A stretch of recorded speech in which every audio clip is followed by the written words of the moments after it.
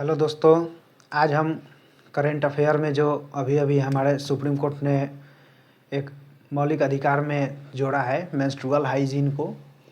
ये मासिक धर्म होता है महिलाओं को, तो ये सुप्रीम कोर्ट इसको मौलिक अधिकार में जोड़ा है। तो हम देखते हैं कि ये क्या है, इसको किसने सुप्रीम कोर्ट में दायर किया याचिका, क्या हुआ।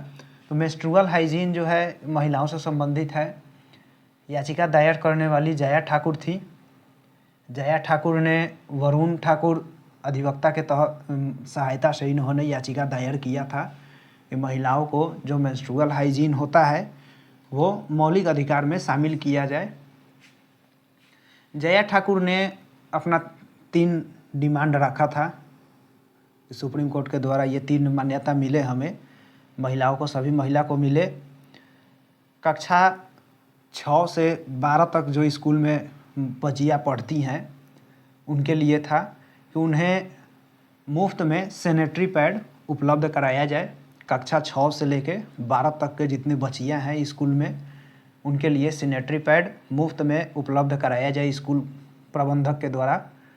और दूसरा का इनका जो डिमांड था वो था कि बॉयज़ एंड गर्ल का जो शौचालय हो वो अलग अलग बनाया जाए।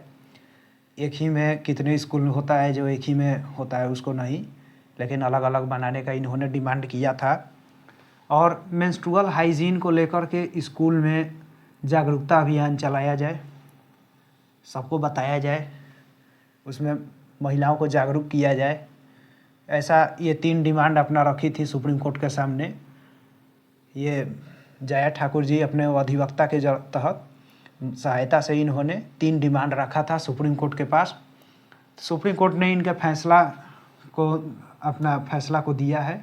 इनके बात को मद्देनज़र रखते हुए इस पर फैसला दिया सुप्रीम कोर्ट ने। अनुच्छेद 21 के तहत मेंस्ट्रुअल हाइजीन को मौलिक अधिकार मान लिया है। इसे मौलिक अधिकार मान लिया अनुच्छेद 21 के तहत। दैहिक स्वतंत्रता जो आती है हमारे, तो ये दैहिक स्वतंत्रता में आएगी मौलिक अधिकार, इसको याद रखिएगा।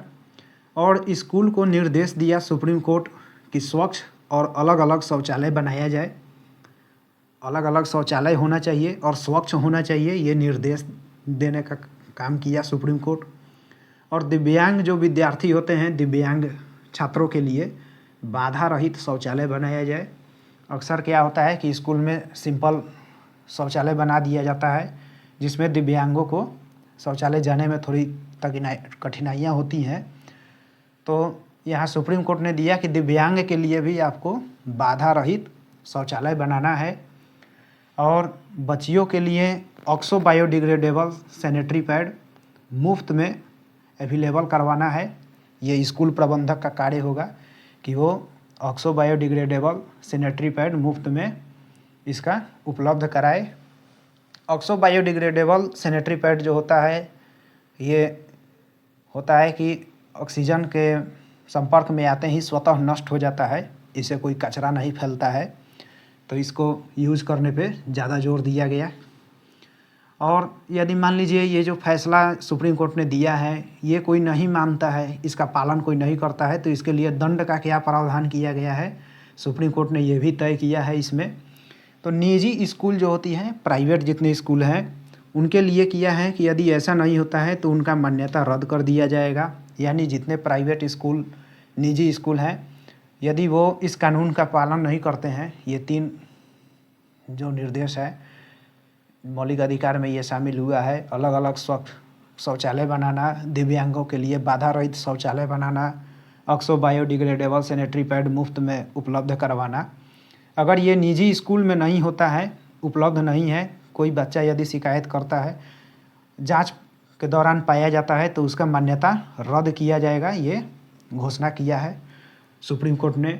और ये तो निजी प्राइवेट स्कूल का हो गया। सरकारी स्कूल का क्या प्रावधान होगा, तो सरकारी स्कूल का प्रावधान होगा कि जिला स्तर पे जो शिक्षक अधिकारी होंगे वो, उनका कार्य रहेगा कि साल में कम से कम 1 बार ज़रूर जाकर स्कूल में जांच करें। कम से कम आपको 1 बार जांच करना ही है। जिला स्तर पे जो शिक्षा अधिकारी होंगे वो जांच करेंगे सरकारी स्कूल का। और यदि वहाँ पे गलत पाया जाता है तो वो उचित कार्रवाई भी कर सकते हैं, उनको अधिकार दिया गया है। इसमें जो महत्वपूर्ण की बात है वो NCPCR एंड SCPCR, ये 2 संस्था है जो स्कूल में जाकर कभी भी जांच कर सकती है, और ये सब उपलब्ध यदि ना हो तो वो उनके स्कूल पर कार्रवाई कर सकती है, उनके तहत कोर्ट में याचिका दायर कर सकती है, उनके केस कर सकती है उन पे।